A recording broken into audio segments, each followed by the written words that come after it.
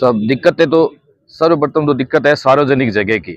गांव में सार्वजनिक जगह की बहुत कमी है, क्योंकि बहुत बड़ा गांव है, बहुत बड़ी जनसंख्या का गांव है। दूसरा, उप तहसील मुख्यालय वहाँ पे है, बहुत सारे विद्यालय हैं और सरकारी काफी उपक्रम हैं, बैंकें हैं, हॉस्पिटल, हमारा सबसे बड़ा हॉस्पिटल है सामुदायिक, जो आसपास के कम से कम 15 से 20 गाँव के लोग उस गांव में रोज आवागमन रहता है। सबसे बड़ा बाजार है, बाजार होने के कारण रोज भीड़ भाड़ का इलाका रहता है।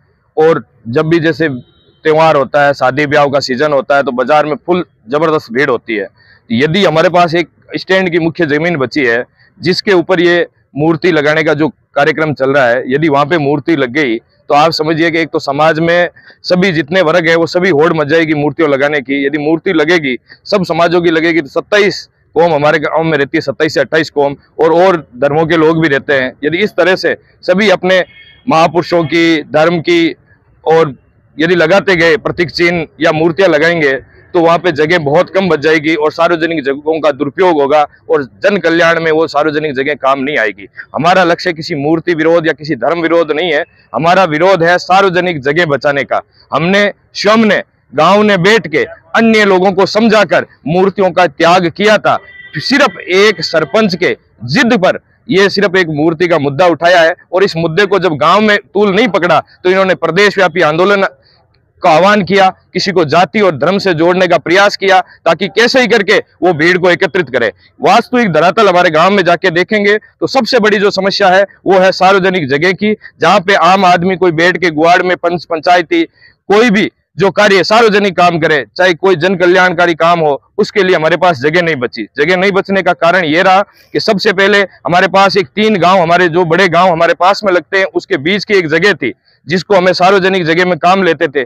चुनाव के दौरान वहां पे बूथ है, बूथ के दौरान सरकारी चुनाव जो भी कार्यक्रम होते थे वहां सभी कार्यक्रम वहां होते थे। गांव की कोई भी चौपाल होती थी वहां होती थी, आमजन बैठक होती थी, धर्म सभा होती थी, हर तरह के कार्यक्रमों में काम आती थी।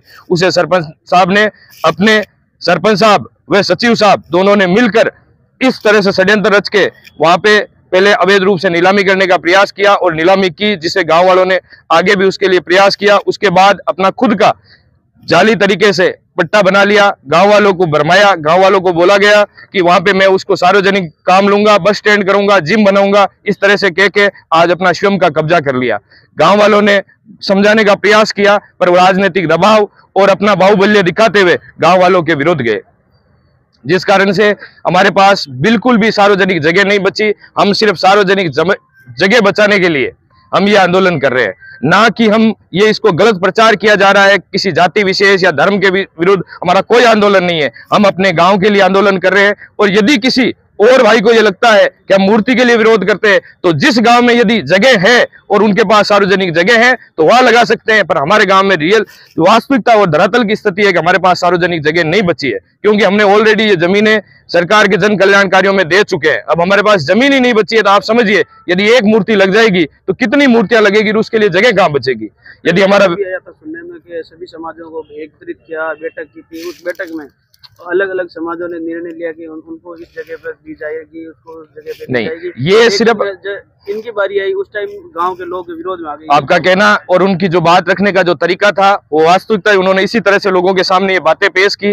वास्तविकता ये थी धरातल पे कि ऐसा कुछ नहीं हुआ। जब कुछ 4-5 लोगों को हर समाज के सिर्फ ये वोट बटोरने की, अपनी वोट बैंक बढ़ाने का कार्य था, 4-5 लोगों को, समाज के लोगों को बुलाया, बोला। सबसे पहले सरपंच का ये गलत कार्य था कि उन्होंने जातीय वर्गीकरण किया। महापुरुष सबके समान रूप से होते हैं, उन्होंने जाति वर्ग में बांटा। महाराणा प्रताप को राजपूत समाज का नाम दिया और ब्राह्मणों को परशुराम समाज का नाम दिया और दलित भाइयों को अंबेडकर का नाम दिया और दूसरे अपने जिस जाति से वो आते हैं उस जाति को महाराणा प्रताप का अजय योद्धा महापुरुष के रूप में नाम दिया।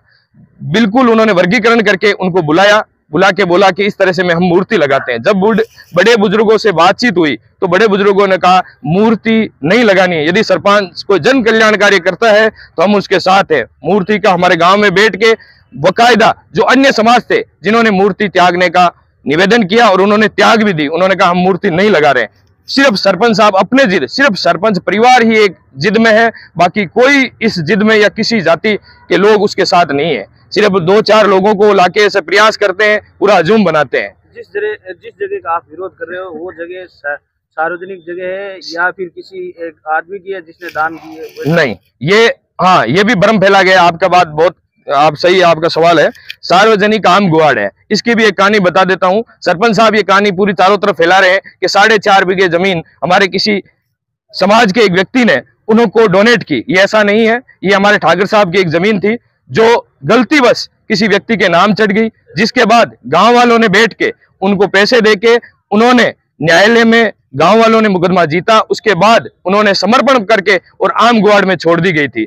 आज उस आम गुआड़ का वाक्य सिर्फ एक जातीय संघर्ष करने के लिए उसको इस रूप में दिया जा रहा है, ताकि ये जातीय वैमनस्यता बढ़े और गांव में अशांति फैले, और कोई कारण नहीं है। और गांव वाले जो आज चाह रहे हैं वो सिर्फ शांति और गांव में भाईचारा भावना बढ़ाने के उद्देश्य से ये कार्य किया जा रहा है। सार्वजनिक जमीन बचाई जाए, गांव में भाईचारा रहे और शांति बनी रहे, इसके लिए ये कार्य किया जा रहा है। जमीन का विवाद, मूर्ति विवाद चल रहा है, इसको लेकर जी हमने ग्राम पंचायत के अंदर ग्राम सभा में और ग्राम पंचायत की पाक्षिक बैठक में ये प्रस्ताव लिया था, जनता के सहयोग से, जनता की मांग पर, कि जोध्यासी के अंदर महापुरुषों के स्टेचू लगाए जाए।